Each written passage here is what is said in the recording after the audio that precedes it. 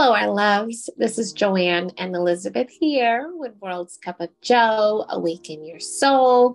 This is where we get deep in your twin flame energetic connection, where you can get deeper in your twin flame connection. Today, I want us to go over, for all of you guys that are wondering, is it okay if I confess my feelings to my twin flame?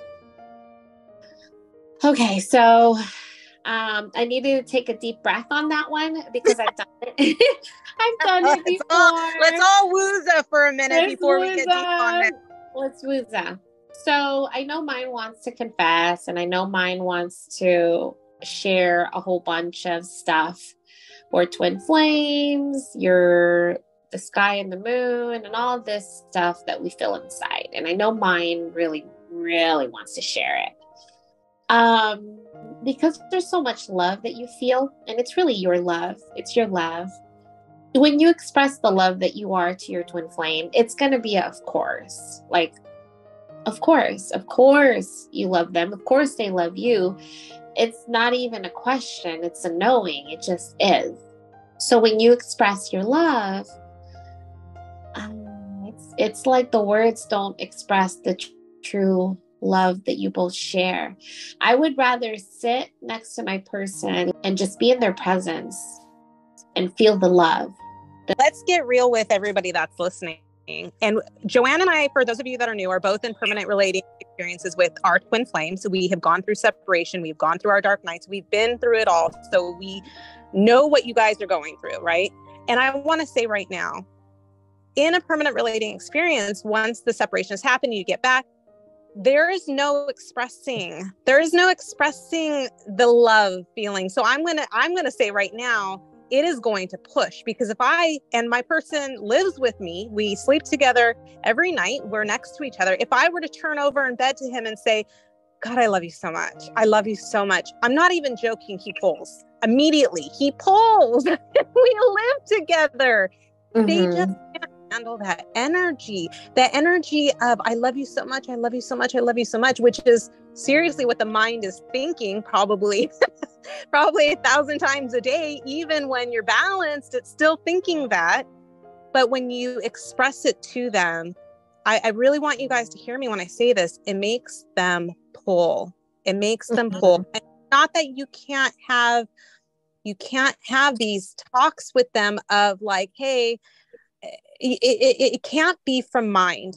Mm-hmm. When you're in the oneness of soul and you can feel that soul energy, and you don't need them to turn back around to you and say, I love you too. You're just saying, I love you because you're feeling overwhelmed with love.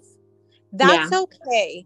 But if you're saying, I love you so much, I love you so much, because there's a part of you, the mind, that thinks it's separate. And that's usually where that need to gush your feelings to them. It's that separation consciousness that's going on right there. If that's going on, I'm telling you, my loves, right now, it will push your person. The words don't need to be said. That's the energy that needs to be reined in. Yeah.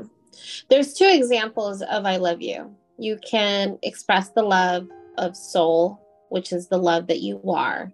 And it is through that soulful energy that Elizabeth talked about, where it is just is, right? And so when you say it, it's like no emotion on it. It's not an emotional feeling to say I love you to my person anymore. It no longer is that way. It just is love. And so that love, where I love you and it's unconditional, that doesn't push my person. It is when I love you, I'm doing all this amazing things because of you, like that is total push. That where we put them in the pedestal, where they have to run, where they have to go back to their normal life, where there's nothing smothering them.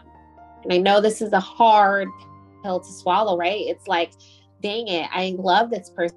I want to share my love for them. But you're looking at it about it like it is, I love you too, and you live happily ever after, you skip into the sunset kind of thing. This isn't that. You can certainly have that, but you are both the sunset when it comes to this connection. You are both the freaking sun. So the sun and the sunset, it just beams with light. It just shines so bright without words. It becomes all of the things that's all around you. So you don't need to say, I love you. You just are in it and are being in it. So if you have an opportunity to be with your person, any opportunity, and the mind says, hey, let's tell them that we love them so that they can stay with us forever and ever and ever, and we can skip in the sunset. It's not going to work. It's not going to work because it's mind thinking, if I tell them I love them, it will make them stay with me. Question for those people who are listening that maybe they've never been in a romantic connection with their person, and they are maybe friends, or maybe they're coworkers, or maybe they're, they just know each other randomly. What is your advice to those people who are like, can I confess my feelings to them? I think that with this connection, with all of the doing with my person from here on out, after the bubble phase, wherever you were at, the doing has to be from them because it's your energy. Your energy shows you when their energy is ready for them, for you to balance both of your energy. So doing that right off the bat for somebody that is in an energetic connection would be a push. Like, we're friends and I'm sitting here confessing my love to them.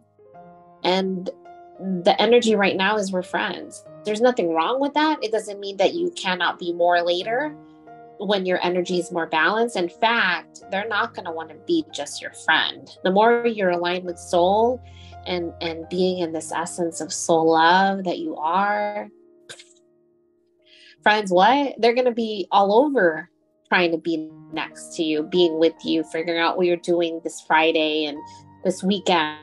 They don't want to spend another moment without you when you're in soul. But if you are looking at it and, oh my gosh, I love them so much, I want to be more than just friends. Again, the template of a soulmate, it's not going to work because this isn't a soulmate connection. And so this is all based on energy, your one soul sacred energy. And through that one soul sacred energy, you both share the soul that you both are. You are the one that drives it. And so I trust the energy. I already told you guys, I don't call my person.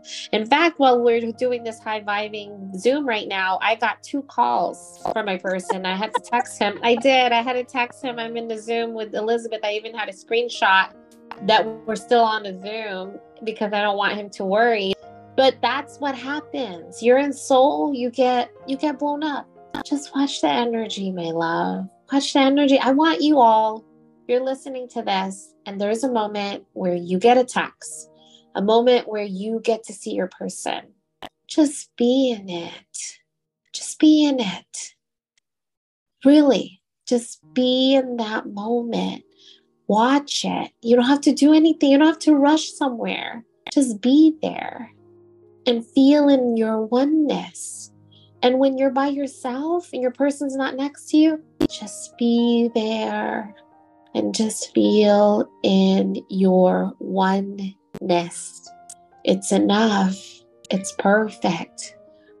If I can stay in this energy of soul all day, every day, and I do, if I try to maintain the soul energy all day, every day, it is more than enough for my person to not only be drawn in, but stopping their entire day just to call, just to update me, just to see how I'm doing. He doesn't know why. He doesn't know why. He's working right now. Why is he calling me? It's not a lunch break. What time is it? 2:20. He's not going to be out for another couple hours. Why is he calling? I'm asking all of you, beautiful souls. Why is my person calling me right now at 2:20 Arizona time in the afternoon when this whole time I've been in soul? It's because I'm in soul. And when I call him to find out why, he won't understand it either. He just felt like calling me. that is how this energy works. There's no rhyme, there's no reason. It just is. Your soul, your being, you've taken mind out of the equation. You've taken all emotions out. You've taken the stories out. You've dissolved the questioner, and you are being into the unfoldment of what's in front of you. And it is more than enough. You don't have to do anything for your person to know that you love them. You don't have to do anything either to know that your person loves you. You know they love you. They love you the same way that you love them. It's an inner knowing love. No one can touch that. That, like, it is tight, like unbreakable, right? Because God created this love. It is untouchable. Nothing in the 3D can touch this love.